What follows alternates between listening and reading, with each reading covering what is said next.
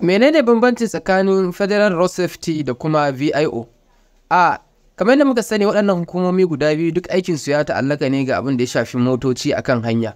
So VIO ma'anarsa shine Vehicle Inspection Office, wato wasu hukuma ne da aikinsu shine su binciki ababen hawa, shi sun cancanta su hau kan hanya, shin suna da quality da kuma lafiyan da za su hau kan hanya su tafiya. Duk wani abu da ya shafi registration na mota, abin da ya shafi driving license, abin da ya shafi lafiyan mota da kuma wasu abu da ya kamata ka tafi da su a cikin mota, duk yana kan VIO ne, yana kan kula na VIO. Amma kuma su Federal Road Safety suna da wani rawa da suke takawa a ciki.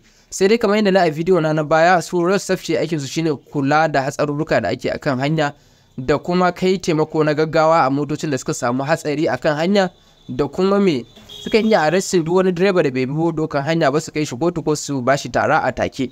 So wannan shine aikin Federal Road Safety. Kamar yadda sunan su ya nuna, Federal Road Safety suna karkashin kulawa ne na Federal Government, wato gwamnatin tarayya.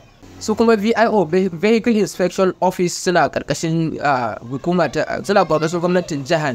Kowace jiha tana da nata ka'idoji da su VIO ya kamata su bi a kowane jiha da yake kasan a Najeriya. Wato kowane jiha tana da dama ta modifying yanayin ayyukan su na VIO na wannan jiha. Saboda haka wannan shine a takaice bambancin da yake tsakanin VIO da kuma Federal Road Safety.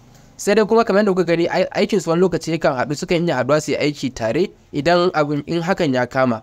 Amma kuma kowanne suna da nasu aiki, suna da nasu duty. Saboda haka wannan a takaice shine. Idan kuna da wani tambaya game da wannan hukumomi guda biyu, samun a comment section, insha Allah na san amsan zan baku kuma in bincika muku ba ku amsa. Sunana Barista Bashir, sai mu haɗu a video na gaba. Nagode.